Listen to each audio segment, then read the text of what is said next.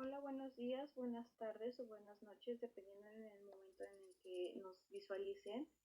Nosotros somos el equipo de color azul, que está conformado por mis compañeros Alvear Hernández Sandra, Chávez Estrada Ailín, Hernández Arrango Kevin Ariel y Mancilla Esquivel Janet Abigail, su servidora. Nosotros les hablaremos sobre las nociones de la explicación causal en la psicología. Empecemos porque la psicología va a tratar de buscar la mejor manera para dar explicaciones a las acciones humanas, a los sucesos o fenómenos del universo que involucren al ser humano. La explicación va a buscar aspectos como los orígenes, su naturaleza, cómo estos se forman, el conocimiento y los métodos que emplean. También cabe decir que a pesar de que explicación y causalidad son conceptos que van de la mano, la explicación se puede aplicar en diferentes situaciones, como por ejemplo en los términos. Respecto a la explicación de los términos, va a tratar de buscar o encontrar un significado. También va a implicar la explicación en los enunciados analíticos, que aquí se va a entrar una sustitución de enunciados a partir de llegar a la conclusión de poder encontrar el mejor enunciado que sirva para la respectiva situación. También está la situación humana, conflicto, el conflicto, que la forma de explicación aquí entra en que va a eliminar las causas o los motivos que estén generando pues cierto conflicto. Y el objetivo comenzaremos con, en el marco de las explicaciones, con la noción de causalidad como deductibilidad. No está de más decir, pero lo que más destaca de este tipo de explicación es que se va a encargar de la forma en cómo los fenómenos en el universo se producen. No está de más decir, pero estos conceptos consisten básicamente en la causa es la razón del efecto, es decir, una causa va a generar un efecto que va a generar a su vez una deducción. Y empecemos por Aristóteles, que él, con cierta metafísica incrustada en su explicación, él de hecho hizo la primera noción de deductibilidad como método explicativo causal.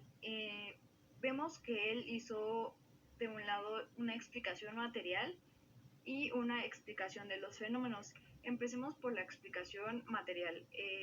Aristóteles veía el conocimiento y la ciencia, veía que de ahí, de las causas, se generaba el conocimiento y la ciencia. Él dividía las causas en cuatro, es decir, en la material, en la eficiente, en la formal y en la final. Cada una se refería a algo diferente, es decir, lo material se refería a el material que se iba a emplear para realizar o para cierta cosa. La eficiente iba a ser la fuerza o la acción que se iba a ejercer sobre respectivamente ese material, y la forma, lo formal iba a ser la forma que se le iba a asignar ahora sí que la figura, o lo que más bien lo que se tenía en mente básicamente. Y la final es el resultado que se obtenía de todos esos pasos de obtener el material, luego darle una transformación en base a una forma que se tenía visualizada.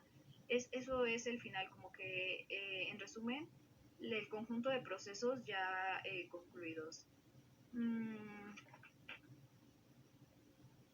Tomemos en cuenta, respecto a la explicación de los fenómenos de Aristóteles, es que la observación más las explicaciones causales van a obtener por resultado lograr explicar lo que son los fenómenos, que es como la otra forma de explicación que manejaba Aristóteles. Para Aristóteles, en la explicación de los fenómenos iniciaba con una demostración que iba a involucrar a los silogismos, y vemos que su estructura en sí inicia por los silogismos de donde se va a deducir una conclusión a partir de respectivas premisas, y a la unión de estas premisas y este razonamiento va a obtenerse una deducción de otros silogismos que a su vez van a conformar ahora sí lo que es la conclusión. En su explicación de los fenómenos vemos como dos etapas, la inducción y la deducción. La inducción va a explicar fenómenos que van a provocar principios explicativos, y luego sigue como esta segunda etapa que es la deducción, y se va a apoyar de los principios explicativos con los que se finalizó en la etapa 1, y mediante una premisa que se cree, los principios explicativos van a crear enunciados que a su vez dejen como objetivo final, como producto final más bien, el fenómeno. De causalidad deductiva se va a dividir en diferentes periodos, iniciando por la época medieval. Esta se va a caracterizar por usar una jerarquía en lo causal. Esto quiere decir que todo inicia por una causa primaria. Sin una causa primaria no va a existir una causa secundaria, porque necesita que la causa primaria se genere para que pueda surgir la causa secundaria. Otra característica que representó este periodo es que se veía mucho influencia del ocasionalismo. Esto quería decir que la explicación o la respuesta que se daba ante todo era sobre Dios. También está el Renacimiento tardío y época barroca, que son como que la segunda época. Aquí las leyes se empezaron a implementar, es decir, la explicación buscaba crear leyes o participaba a partir de ciertas leyes. Otra cosa por la que se caracterizó es una explicación, ¿cómo decirlo?, influida por la funcionalidad y el aspecto mecanicista. Las viejas preguntas del por qué y el para qué se van a sustituir por cómo. También, empecemos.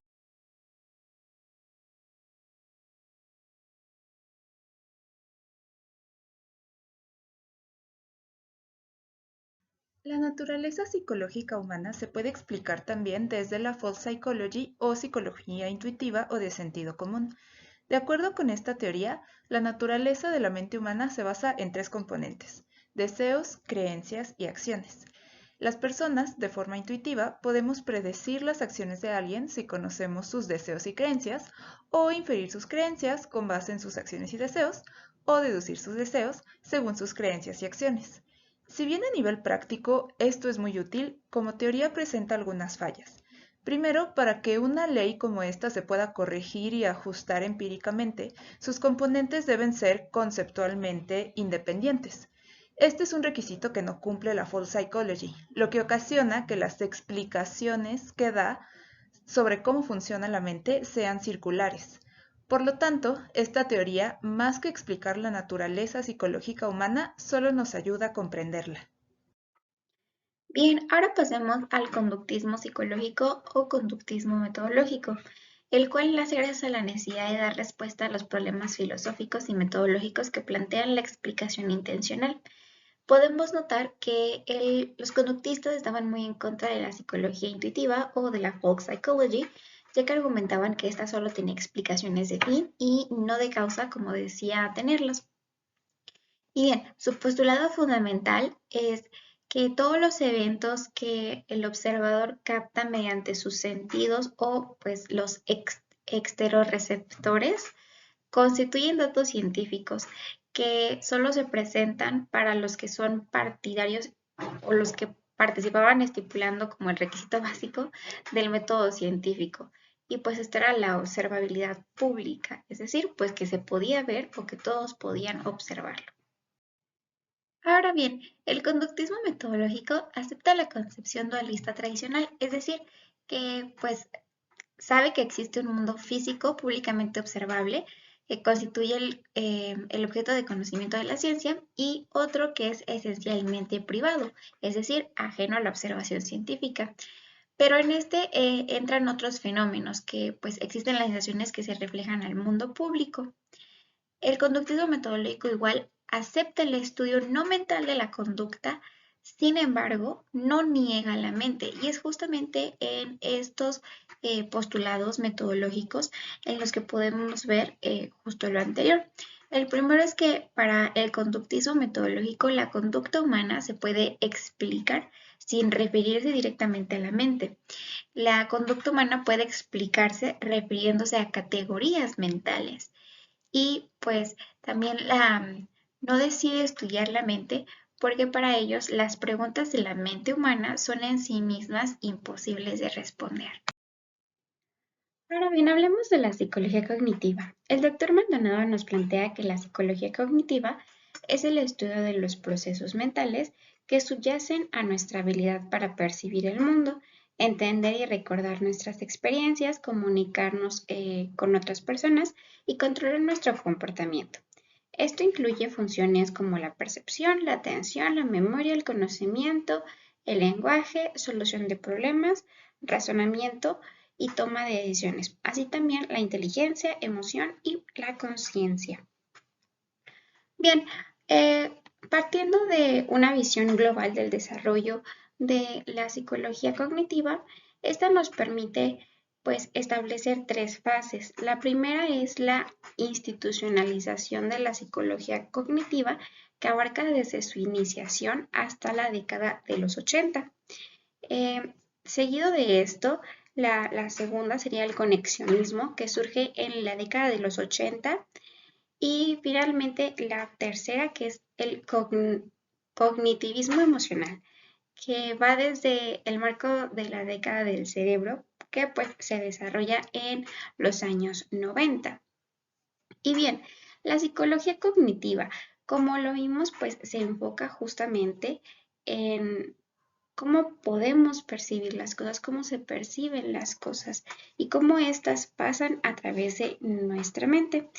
Se creía en un inicio que pues nuestra mente era como una tabula rasa, es decir, que no tenía pues nada y que todo se iba formando con el paso del tiempo. Sin embargo, con todo lo que se empezó a plantear, se dieron cuenta de que no era así, esto no era correcto. Ya había como ciertas referencias o una cierta información en el cerebro y que pues esta se iba adaptando con el paso del tiempo a nuestro entorno y iba reaccionando pues al mismo, justamente como lo mencionaba anteriormente. Por otro lado, la psicología evolucionaria critica las visiones dicotómicas según las cuales la naturaleza psicológica humana solo puede ser o un producto biológico inflexible o un producto social maleable, sin puntos intermedios. También está en desacuerdo con las teorías que se concentran únicamente en los mecanismos equipotenciales mentales de uso general, es decir, que afirman que, en ciertas circunstancias, diferentes sistemas o áreas del cerebro pueden procesar información de manera equivalente. La psicología evolucionaria propone que las funciones cognitivas biológicas, como la capacidad de resolución de problemas, atención, etc., se han formado evolutivamente a lo largo de miles de años gracias a patrones sociales regulares, es decir, los humanos, al estar expuestos regularmente a ciertas conductas en el entorno social, desarrollamos una arquitectura mental, tanto dominio específica como dominio general. De comprobarse esto, los fenómenos sociales y culturales podrían dejar de abordarse como infinitamente variables y explicarse desde una base causal en la que convergen tanto teorías científicas como teorías sociales. Causalidad como uniformidad. Este paradigma es diferente al paradigma que ya vimos de causalidad como deductibilidad, en el sentido de que este último estudia más que nada cómo se producen los fenómenos en el universo, pero en el que nosotros vamos a ver qué es causalidad como uniformidad, lo que nos interesa más que nada es cuáles son las relaciones que se mantienen constantes en los fenómenos en el universo. David Hume se inclinaba más por este último paradigma. Me gustaría aquí comentar que realmente cuando hablamos de paradigmas no podemos como tal decir que uno es correcto y otro es incorrecto, son diferentes simplemente y cada uno de ellos tiene su utilidad.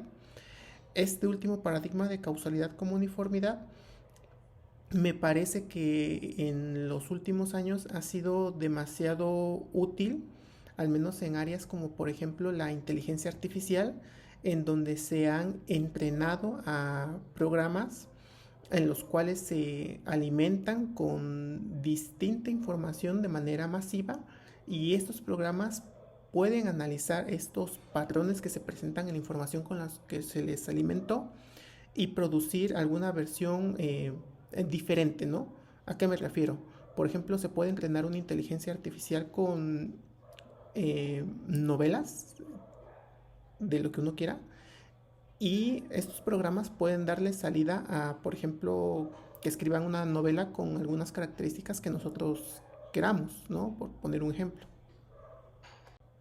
David Hume propone las siguientes 8 reglas que estamos viendo en esta diapositiva, las cuales se tienen que cumplir para que entre dos fenómenos nosotros podamos decir que hay una relación causal.